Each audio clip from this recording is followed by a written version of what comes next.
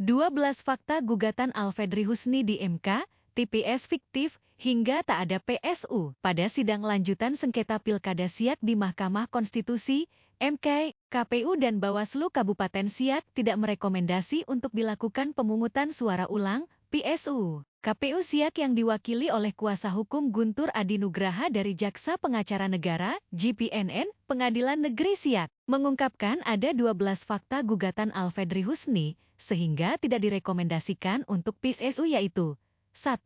Saksi Alfedri Husni di seluruh TPS se-Kabupaten Siak menerima dan mengakui hasil pemilihan saat tahapan penghitungan suara. Hal ini dibuktikan dengan penandatanganan form C hasil dan tidak adanya C kejadian khusus atau tidak ada keberatan di setiap TPS. Baru terjadi penolakan di tingkat kecamatan dan kabupaten setelah pasangan incumbent ini tahu kalah. 2. Dalil dasar gugatan, Posita, Alfedri Husni tidak sesuai dengan petitumnya, hal yang dimohonkan. Tidak. Terkait dalil rendahnya partisipasi pemilih di tingkat TPS, Alfedri Husni mendalilkan TPS fiktif alias TPS tersebut tidak terdaftar saat Pilkada Siak yaitu TPS 020 Pinang Sebatang Timur dan TPS 049 Pinang Sebatang Barat. 4.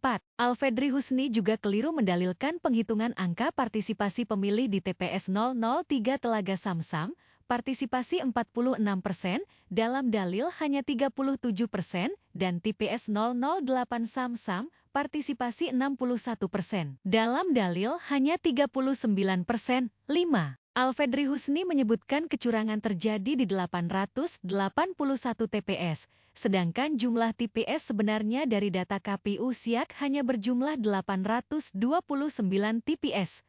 6. Alfedri Husni tidak dapat membedakan surat suara tidak sah dengan surat suara rusak.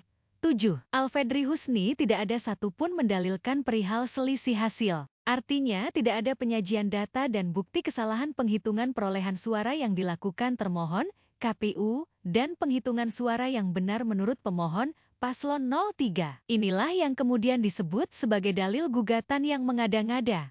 8. Tudingan pelanggaran terstruktur, sistematis dan masif, TSM, yang didalilkan Alfedri Husni ditegaskan KPU hanyalah asumsi berisikan dalil-dalil yang tidak berdasar pada fakta dan dasar hukum yang jelas. 9. Terbukti bahwa dari keseluruhan TPS yang dicantumkan dalam dalil gugatan, justru sebagian besar perolehan suara dimenangkan oleh Alfedri Husni, 44 dari 73 TPS. KPU menegaskan bahwa Alfedri Husni telah salah berpikir dalam konteks kecurangan di Pilkada Siak tahun 2024. 10. Terkait tuduhan kecurangan di RSUD Tengku Rafian, terungkap bahwa pihak PPK Siak sudah mendatangi rumah sakit untuk melakukan koordinasi pendataan pindah memilih di PTB.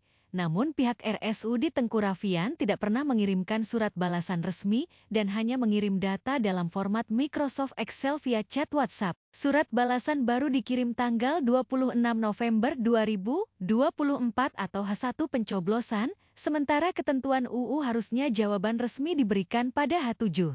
11. Dalam sidang lanjutan tanggal 20 Januari 2025, Hakim mendapatkan penegasan bahwa pemohon Alfedri Husni adalah pihak incumbent. Peluang kecurangan terstruktur, sistematis dan masif, TSM, biasanya justru dilakukan petahana. 12. Pihak Bawaslu Siak menegaskan Pilkada Siak berjalan damai dan lancar, dan tidak ada rekomendasi pemungutan suara ulang, PSU. Sedangkan rekomendasi pelanggaran etik yang dikeluarkan sudah ditindaklanjuti KPU.